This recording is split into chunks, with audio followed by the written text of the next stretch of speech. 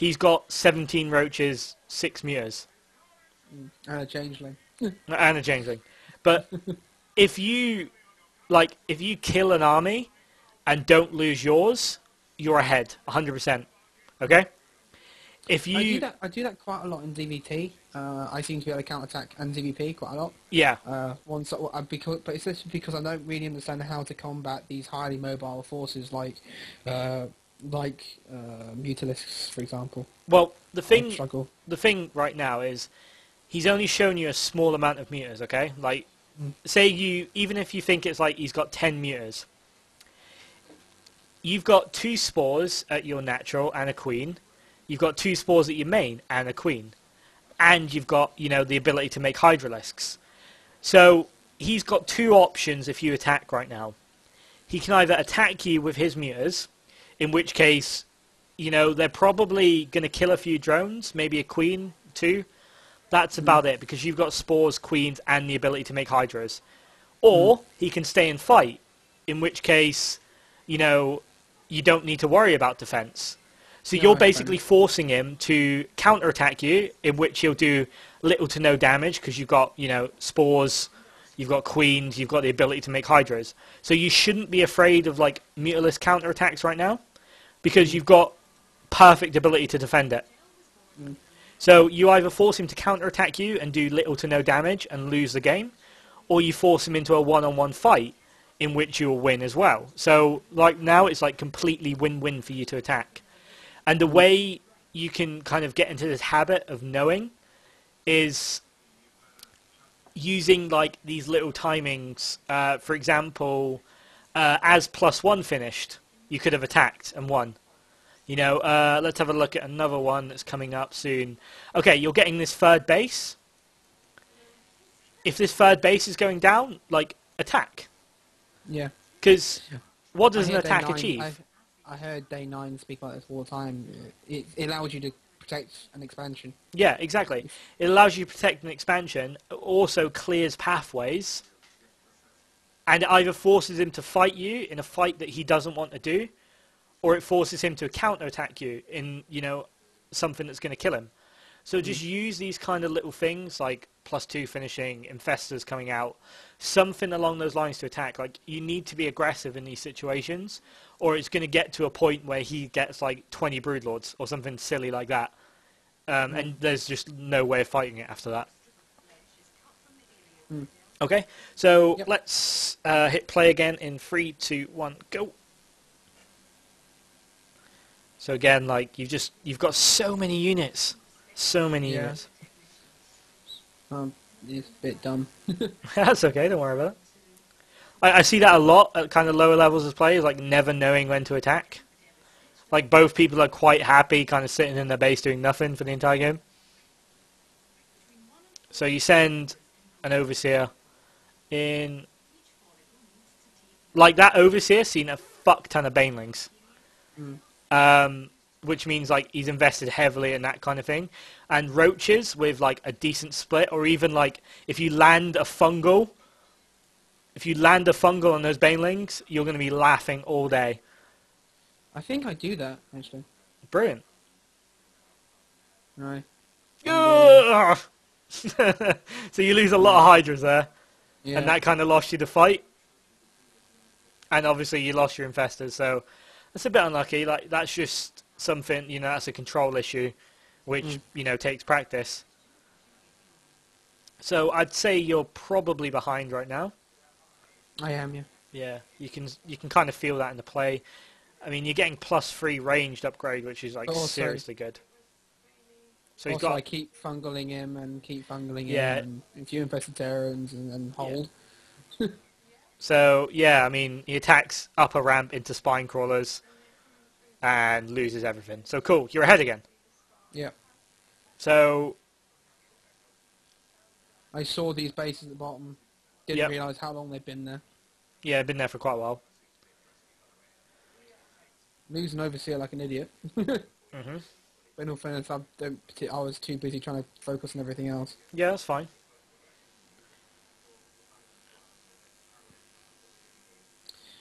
I get my Broodlords out, and I have nothing to get rid of the mutants. So they go, oh, you gotta be kidding me. I think I lose all of them, if not all but one. Yeah, again, like, you him should just make some Hydras, and, you know, always make sure, like, Broodlords are terrible, terrible units. Like, always make sure they've got something supporting them, whether it be Corruptors, whether it be Lings, you know, something that can like, Infestors are really, really good at Broodlord support. Like, that's pretty much their entire design, was to support Broodlords. I then go try to attack the bottom, Steam engaging me now, saw the ginormous corruptor count, and thought, well, sod it, let's just go kill him. Yeah. Well, if someone makes that many Corruptors, it just means they don't have a lot of Roaches. I mean, that's 20 Corruptors, that's 40 supply. Yeah. So that means that's 20 more Roaches that you can have that he can't. Yeah, I then start streaming things into their death like an idiot. That's fine. Again, like, he's got 40 supply, like, taking up in these Corruptors, and they are literally doing nothing. Yeah, this is why I don't really understand. If he just morphed 3 of them into Broodlords, I was fucked. Yeah, he doesn't have a Great Spire. I know, but why not? He's probably forgot. Or he was relying on you going mass Broodlord and nothing else. It's the only two options. That's also another reason why I just sort of like, oh okay, you've gone... Try to resupply with Roaches, not Lings as well. I know it feels like really tempting to resupply with Lings, but Roaches are twice as good as, like, well, probably about 10 times as good as Lings at this stage in the game. Oh, no, he then attacks me again. Yep. Kills absolutely all my goddamn Broodlords, all my... Well, yeah, with that amount of Corruptors, like, it's kind of expected. And then he, like, carries on trying to kill stuff, and I went, oh, okay, I'll just attack you again. And then Yeah. Kill off the hive. He has better upgrades than I do. Really? But yeah, he has 3-3. Oh, you have 3-0, okay. I have 1-3 on my, I have 1 armor, 3 attack. Yeah. Now I take out all his production facilities. Yeah, see, I mean, these Corruptors have been completely useless. Like, they literally can't do anything apart from kill Overlords. And then he attacks me like that, and then I go, okay, well, that's that done. Well, that should be the killing Roach blow now. Yeah, and then I just mess up again from all my hatcheries, and then attacks me again, and I go storming into bottom left and bottom right. Yep. And win the game. So. Yeah, again, like, his big mistake was really over-investing into Corruptors. So killing the Roach Warren, that's really good. And then... goes back up there, blah blah blah blah, GG. Yep. Oh. Okay, so I've got a good idea of 3 goals to set you. Let me open up Notepad. Yeah. Notepad. Definitely. Have you got 2 monitors, or? No, I am poor. Well, either just keep a mental note of these, or just, like, write them down if possible. I'll print them. Yeah, you can print them. I don't know anyone that uses a printer anymore. That's why I'd never suggest printing something. But yeah, printing them's absolutely fine. Okay, so a little bit of conversation. Cool. Right. So, the 3 goals I'm going to say you. If you're ready? Goal 1. Goal 1 is to always have watchtower control. Okay, and expanding on that is I want you to put Lings or Overlords in a path from his base to yours. Lings or Overlords in path from his base to mine. So, right, and those 2 things will mean you have complete map vision. That's like the big goal. So by doing like the Zelnaga Watchtower control and having Lings or Overlords like everywhere possible, you'll have complete map control. You'll be able to see when he's attacking you. You'll be able to see, you know, if he's retreating, if he's counter-attacking you. You'll be able to see everything, and that's that's the end goal of that thing. Okay. Number 2 is every time your minerals reach 1,000. Every time mins reach 1k. build a hatchery. Okay. Absolutely 100% straightforward. Yeah, anything like anywhere. Anywhere. Like, whether you use it to take, like, a 4th, a 5th, a 6th, or if you just literally, like, build 5 hatcheries in your main. Or build naturally in his base. If you really want to. But yeah, just every time your minerals reach 1,000, build a hatchery, okay? Mm-hmm. Goal number 3 is... This is going to be, like... It's not straightforward. Actually, no, it can be straightforward. Can be straightforward. Okay, every time you win an engagement, scout his army. Like, use a couple of lings and check what he's got. If you've got way more stuff than him, just go attack. Okay? So every time you win an engagement... Scout his army, use lings. If I have more, attack. Attack, yeah. And just to kind of like add some like, you know, little points to that. You know, use timings like +1 finishing, +2 finishing, infestors coming out, a 3rd base going down. Use them to attack. Okay, it doesn't mean that you have to, you know, just go right at him and just lose your entire army.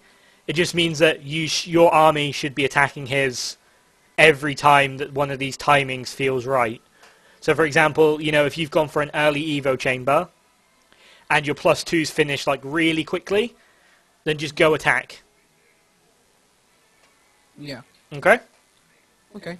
Right. Would you like me to send over some more money? Tell you what, I usually charge like $10 for like the coach game, but because we've done like all the replay analysis, what I'll do is I'll charge you the $7, which is about £4.50. We'll grab someone and we'll do like maybe a game, maybe 2 if we've got enough time, and then yeah, we'll see how you get on with those 3 goals. Okay. Okay, right. so maybe if I can grab a... Work, PayPal. Yeah, PayPal's annoying. So maybe if any of my chat is feeling really generous, all 10 viewers of them, which is quite a lot considering Stefano's streaming. If anyone is a silver, high bronze, gold Zerg, would they like to come and play a game on the EU server?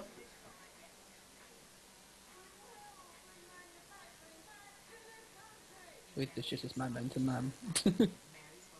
Yeah, Stefano only has 14,000 viewers right now. What a slacker. Yeah, no, he should have like 30,000, he's so good. Stefano is like the best Zerg out there. Oh yeah, I tried watching his replays, like, and copying his style, but it's almost impossible to do. Mm. I still love. I know quite a lot of people are going to say and hate, but I love Idra.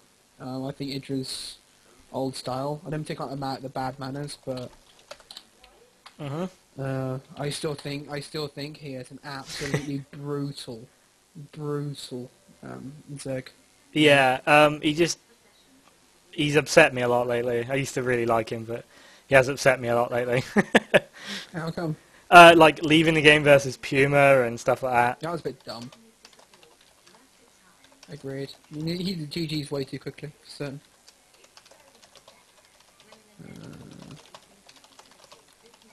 Do you have any friends, or?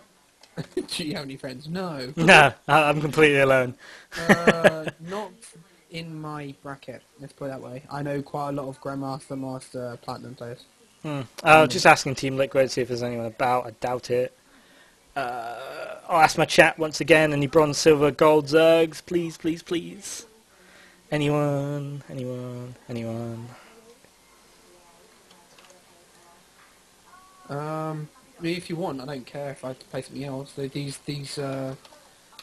These goals still ring true with everything else. I mean, using getting watchtower control, you can do that against a bot, for God's sake.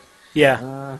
Every time you reach 100, one came in North, got a hat trick. Yeah. That is, again, very. The only thing that is different is the Overlord scouting. Like, you'd never want to leave Overlords versus Terran or anything like that. I think one of my Terran students are actually watching, if I'm correct. Maybe.